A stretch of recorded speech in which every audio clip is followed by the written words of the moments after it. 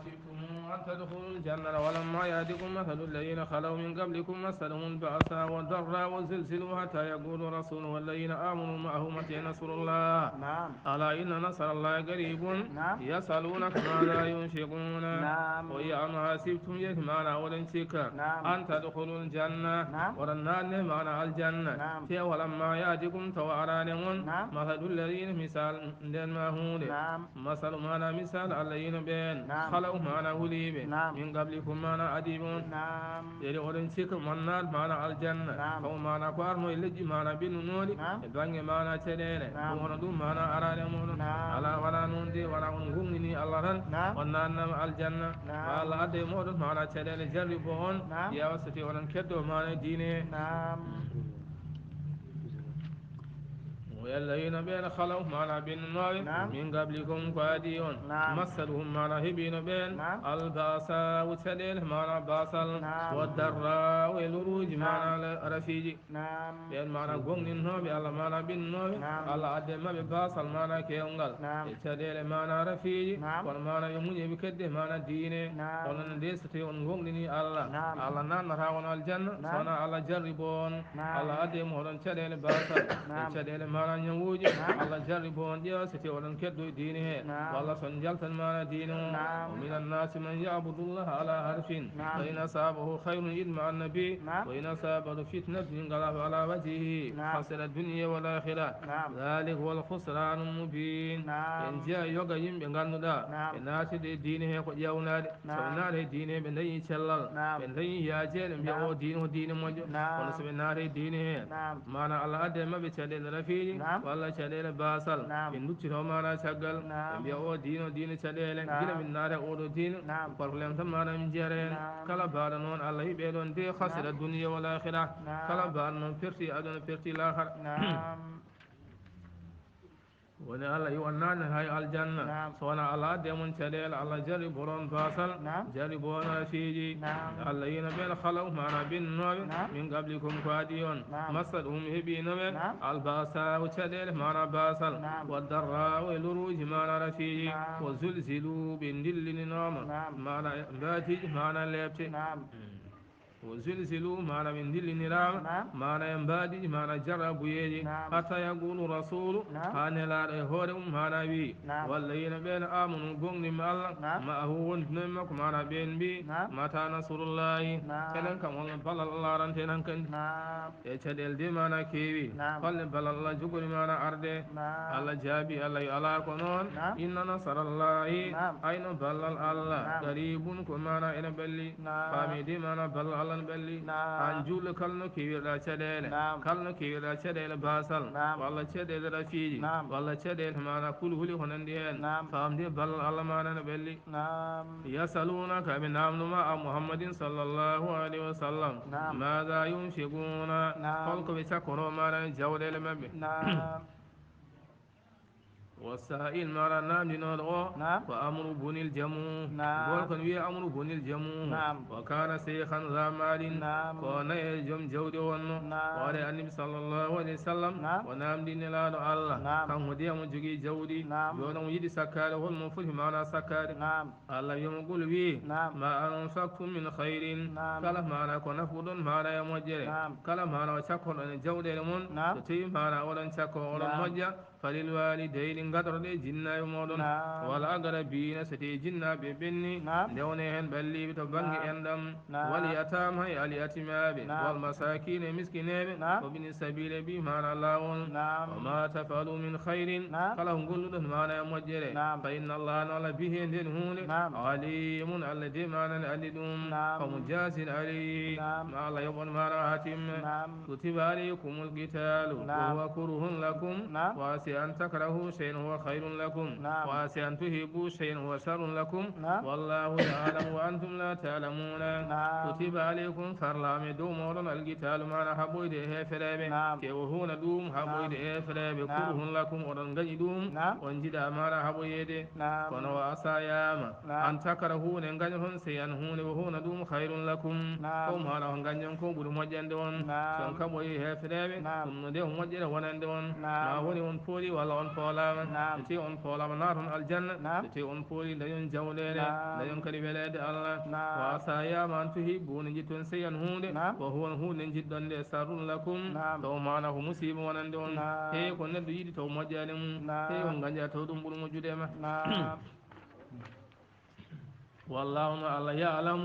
الذي ونغندر هم جيمون وانتم نون لا تعلمون غندا هي هون سوانا كو الله اندي نون ودنجه كبويده هفريبه دمبو ما نام جندون فبادروا الى ما يامركم به جاتري كو الله يميتونكو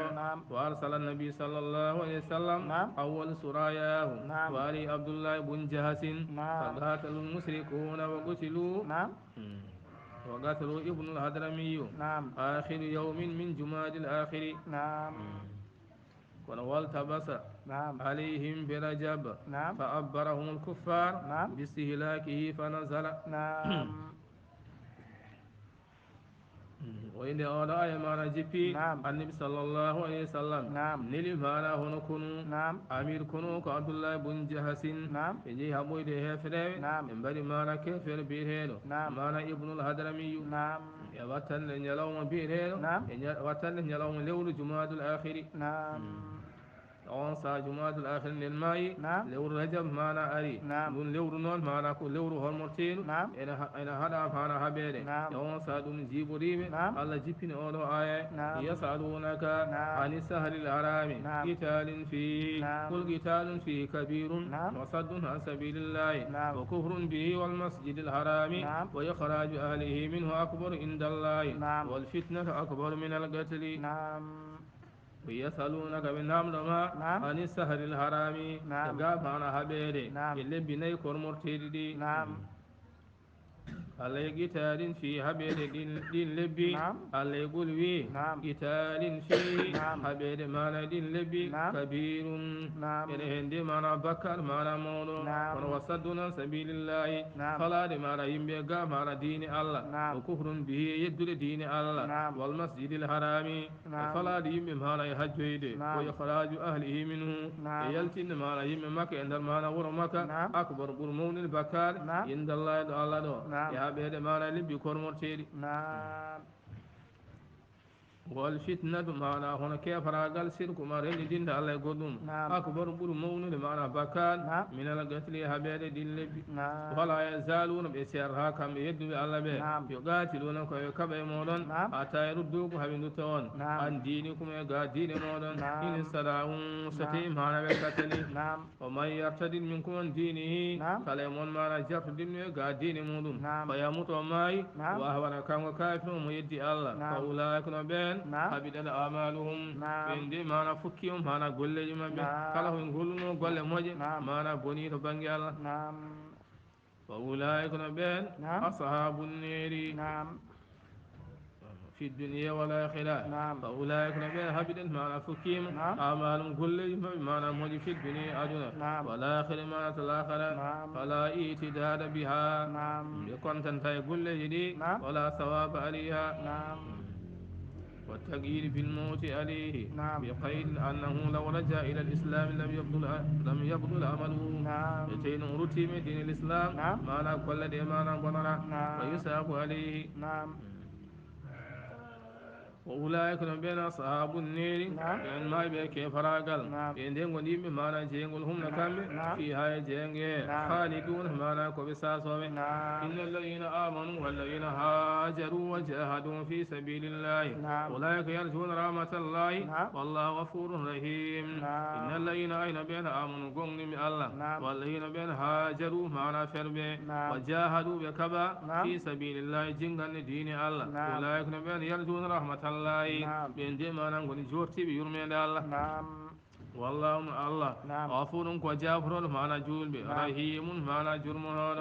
يسألونك عن الخمر والميسر قل فيهما إثم كبير ومنافع للناس وإثمهما أكبر من نفعهما ويسألونك ماذا ينفقون قل العفو كذلك يبين الله لكم الآيات لعلكم تتفكرون ويسألونك عن الخمر معنى أولو آية سباب زفاد أولو آية والله نعم دي أولو آية السائل عمر بن الخطاب ومعاذ بن جبل جماعة من الصحابة عمر بن الخطاب يقول كن معاذ بن جبل يدنت لصحابة نعم دي النبي صلى الله عليه وسلم بإن الخمر والميسر يضيعان العقل بسنغر ما نوري إن بن هقل والمال بن جودي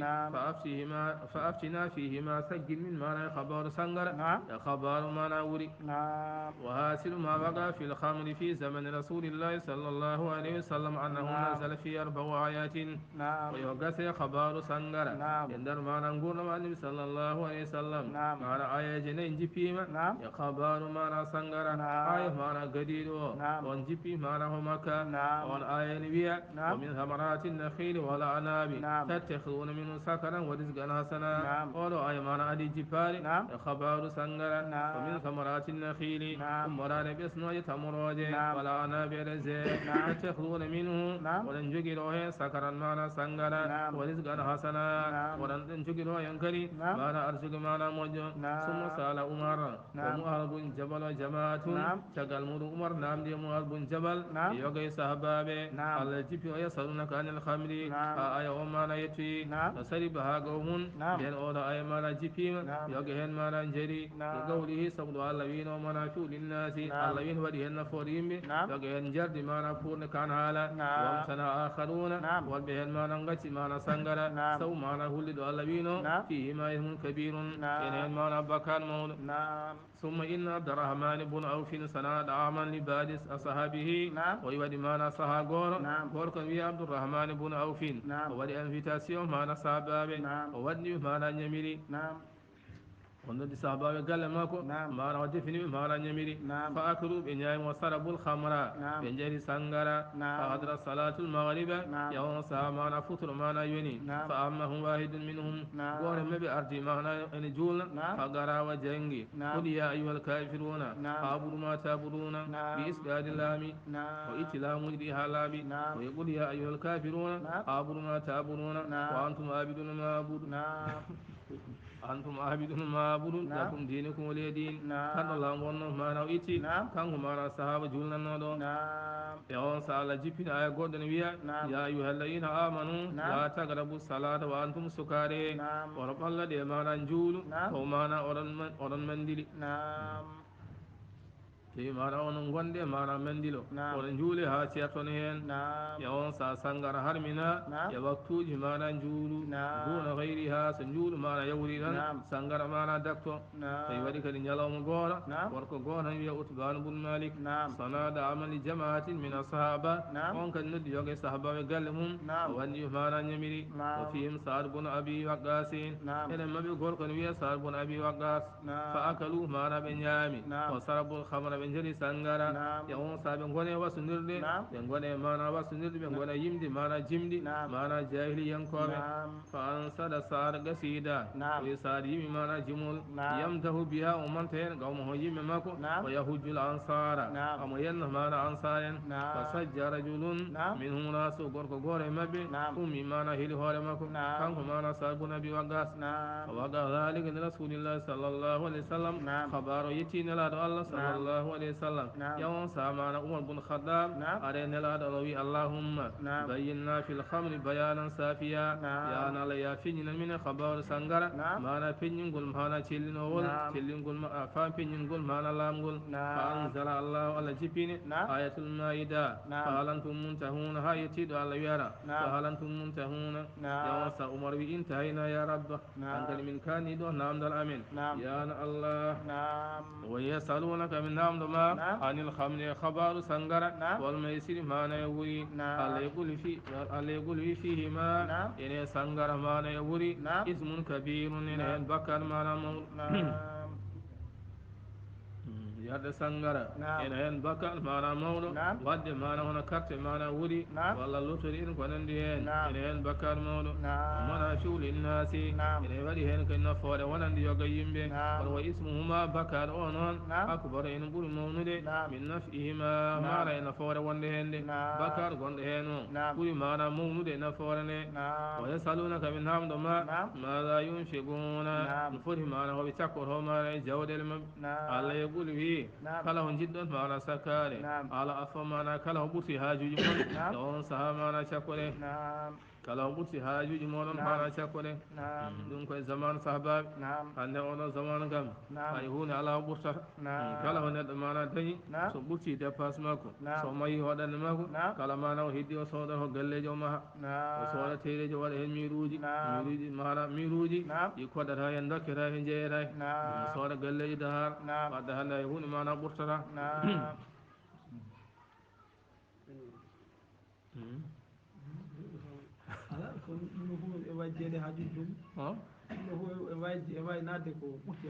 yinen ke wadde ala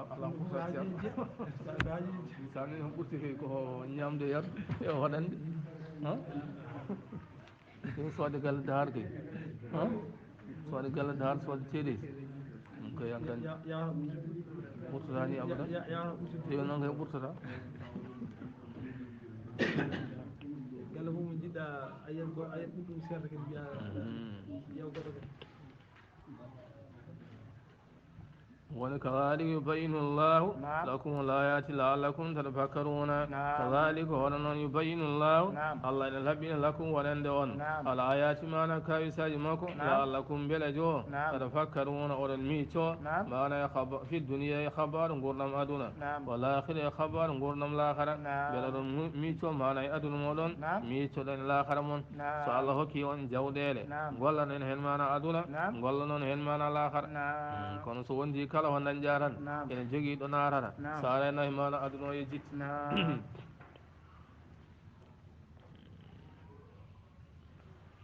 ويسألونك عن اليتامى قل إصلاح لهم خير وإن تخالدوهم فإخوانكم في الدين والله يعلم المفسد من المصلح ولو شاء الله لعنتكم إن الله عزيز حكيم ويسألونك من نعم مع محمد صلى الله عليه وسلم عن اليتامى إذا خبر معنى اليتامى جودة اليتامى معنى غتيتة كم معنى وندو جودة هل من بدر معنى جودة الله يقول وي إصلاح لهم مجنة معنى جودة لدي ولن اليتامى نغنى بجودة لدي معنى نحن بجودة لدي هامون هبي كل في أنسان لكم بجودة لمن وتيك جودة داريني معنى تبير جودة لدي وتيك جودة كليليني موفتنا بجودة لدي معنى بكل في بتحق الله أنسان لكم بجودة لمن والإصلاح لهم مجنة بجودة لدي خير معنى بدو مجنة تشد بجودة لدي وإن تخالدهم ستونجل دري جودة لمن بجودة لمن فإخوانكم في الدين ويمسب من بنج معنى دين والله نعلم يعلم المفسد الذين أني معنى بنو جودي من المصلح معنى يمجنو كلا غورم معنى يبدو مهاتم الله نأني بنو إن أني معنى مجنو ما يوم مجرمون بنو ما يوم معنى بنندم ولو شاء الله سن الله هاجين لا أنا لكم الله ستنا ما نيدو مودون ويورن دمني جودة الآلية نبي جودة المودون سن دي الله هاجين ما الله ستنا نيدو مودون كون الله ما أنا مو يعني ستنا دون الله نون نون الله يسندل ندري جودة ما جودة المبي ما أنا مجنة ما أنا جودة لده إن الله نو الله عزيز كوبال إلهمكم حكيم كرل ما أنا يقول ولا تنكحوا المشركات حتى يؤمنن ولا أمة مؤمنة خير من مشركة ولو أعجبتكم ولا تنكحوا المشركين حتى يؤمنوا ولا عبد مؤمن خير من مشرك ولو أعجبكم أولئك يدعون إلى النار والله يدعو إلى الجنة والمغفرة بإذنه ويبين آياته للناس لعلهم يتذكرون ولا تنكحوا المشركات ونن معنا ورب جولبه ولن دسي معنا لو بها فرابه ولا تنكحوا ولن دسي المشركات يدعو بها فرابه حتى يؤمن صنع بن جبي الله ولا أمة مؤمنة ويأنجم معنا دسه معنا كرد قوم الله خير نبور مجندما من مشركة يدعو معنا جد الله حسن معنا قديم dimu jabani Allah kordo mana jabdo Allah budum hujjude mana bangi Allah wala wa ajabatkum haysin bin jodi on kambe mana rewbe badana min jabani Allah haysin bin jodi on to bangi mana jonnam wala bangi mana jawdede be kayi on hewde mana jawdede badana min jabani Allah wonde se mana ben rewbe wala tunki huwa ndesne wonon mana waliyabe al mushrikina wonde sne worbe heferebe mana bibbe modon rewbe hatta yu'minu sana bin jabal wala abdul mu'minun mana maccudo mana gongninno Allah haysino ko maccudo baada mo jabi Allah khairun kanko mana buru mujjude min mushrikin mana e jeddudo Allah haysino mana ko dimo haysino ko salif so jabani Allah maccudo jabdo Allah buru mujjude bangi Allah wala wa ajabarukum haysino mana be kawi on kambe ben mana yeddube Allah be haysino mana kewgol jawdele mabbe hayi on wala jonna mabbe hayi on baade min jabani Allah wala desne mana bibbe modon أولئك أين بين يدو بالله إرسل دم هانا سهاي مودون يدوون دون إلى نود إلى النير شاود هانا جانجي والله على يدو على دين نود دم دين هلا يمكم إلى الجنة شاود هانا يقول لنا نانو أن الجنة والمغفرة يقول لنا قد أن يافر بإذنه يمين الله ويبين لنا ويبين آياته للناس الله نلبنا هانا آياتمك وننديم به لعلهم بلجو يتذكرون وينباشروا ما دينو هلا ويسألونك عن المهيد قل هو أذى فاعتزلوا النساء في المهيد ولا تقربوهن حتى يدخلن فإذا تطهرن فاتوهن من حيث أمركم الله إن الله يحب التوابين ويحب المتطهرين نساؤكم حرث لكم فاتوا حرثكم أن شئتم وقدموا لأنفسكم واتقوا الله واعلموا أنكم ملاقوه وبشر المؤمنين ويسألونك بالنعم عن محمد صلى الله عليه وسلم عن المهيد يقامنا جيجا في ليل هل كون جاءوا جيجا مانا في ليل الله يقول وي هو جيجا في ليل أذن مانا كصبي فاتزل النساء فالله دي مانا روبين وتي مانا يفيلي فالله دي باسن مانا وندر مبي تباني جتو دلال في النهيد سانغ مانا في ليل ولا تقربوهن ورب الله دي مانا جتل حتى يدهن مانا حبلابا كم مانا روبين مانا بلورو مانا بلابا وجيجا دم مانا تقسيم جمهورهم يوم صادقوا مانا جتندرون فإذا تطهرن ستيب الله بكم روبي بلورهم فاتوهن غريم من حيث أمركم الله نقول الله يملون غردون مانا يسو باسن أرض مانا تقل إن الله يحب التوابين الذين يدبهن مانا توب مانا بكروج ويحب المتطهرين أمير الله بمانا يسوبيج adule caggal nde noon ko harmina hen ko mana kono jomum yaran dow wuro ɗo woyi mana ko harmina garde mana yeeso mbasno ardude mana caggal inna allah no allah yibu mana wiide attawabina التوابين معنى توبوا بكروج ويبوا ويلين المتطهرين لا بمعنى يسبيج نساؤكم هدوا بمودن حرث لكم معنى وجس مودن هدوا منك جس مودن فاتوا حرثكم غرد جس مون أن سيتم كلن جد معنى أدبر معنى غردهن من قيام وقعود ودجاين وإقبال وإدبار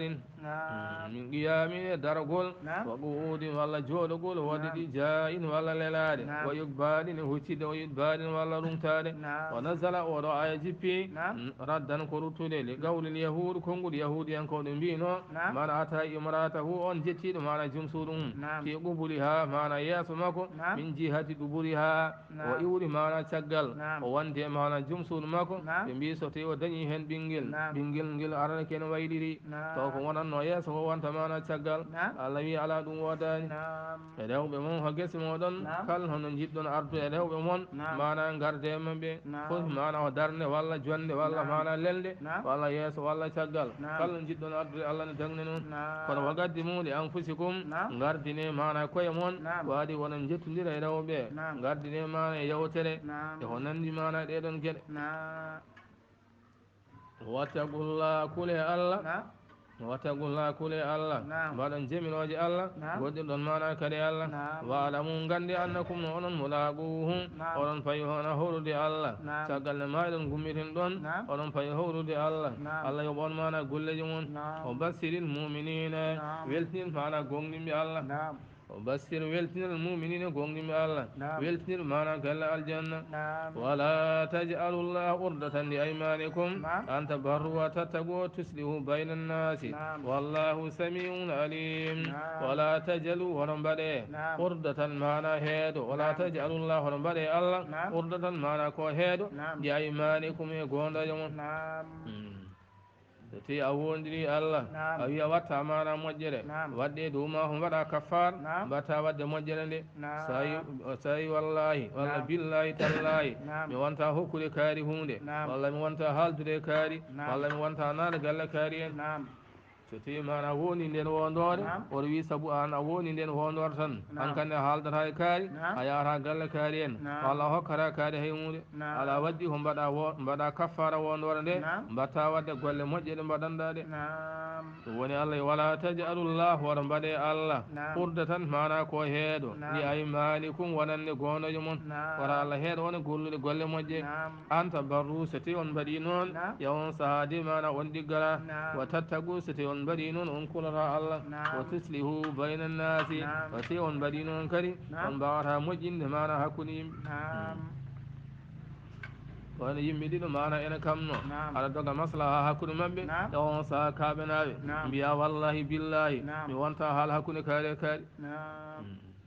joni noon so tawi yimɓe gaare ma ñaague mama ɓe mbi ya maslaha hakkude kaari e kaari mbasa wiide ala min komi gonɗo mi wonta ya maslaha hakkude kaari e kaari ala woto wi noon waddi ko mbaɗa kaffara wondore nde e on sa doga maslaha mana hakkude mana julɓe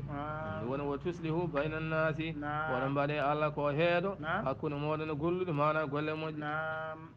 والله no Allah sami'un alladhi ko nano kongude mon alimun gando ala haliji modon la yu'akhidhukum Allahu billaghwi fi aymanikum alladhi ma nangirta on billaghwi puujande fi aymanikum e gondoje mon te on go jinnoda haalde puujida mara gonda alladhi nangirtama nden wondore mana puujande Allah nangirtama dum walakin koni Allah kayno nangira on walakin yu'akhidhukum Allah nangira on bima kasbat qulubukum o fibdon nder mana berde mon mana gondon dum don son jidi wadde nden hunde ala sago mbaɗon kafara wallahu no Allah ghafurun alladhi o jafran mana bakal halimun kewɗo mana muñal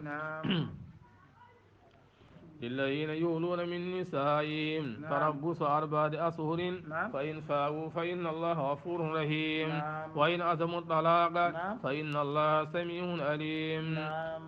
وإلى الذين هوادن بين يولون ما نواندوب من نسائهم إقا ما ندوب من بين ما نواندوب بيا وانتا يتاد دوب من وهذا جمس المكوية والله موانتا نار سودما والله موانتا يتاد jon noon oɗon holko woni ñawore makko wi ñawore makko tarabbusa o muñine 4 ashhurin lebbi 4 mana timmuɗi so lebbi 4 ɗi mana timmi fa in fawu so ruttima kanko gorko o watti yettade mana debbo o fa inna Allah no Allah ghafurun Allah o jaforo ko ɓennuno mana lebbi ɗi o wondani e debbo ɗi Allah ne yaafomo ɗum ɗon ɓaɗi ko niidi o yaruno hen rahimun Allah mana ko kewɗo mana muñal fa inna Allah no Allah wonor ne noon o dare mum ala wata kafar walli bineɗi timmi wata kafar so rutima o waɗat kafar woni fa inna Allah no Allah ghafurun ko jafuron mana o ɓinnunoho rahimun mana jurmonoɗo wayna so mon ɗalaga so tawi lebbi ɗi mana timmi o salimi yettade mana debbo o woni wayno aso mon ɗalaga so felliti yankani serɗe mana debbo o kontina mana caggal lebbi 4 o wasi yettade debbo so ɓuuri lebbi 4 so wondani debbo kadi o bonni dewgal makko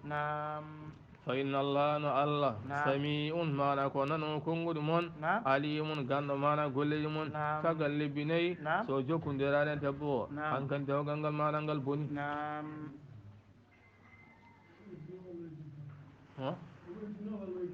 ها ويدين دوكي ويدين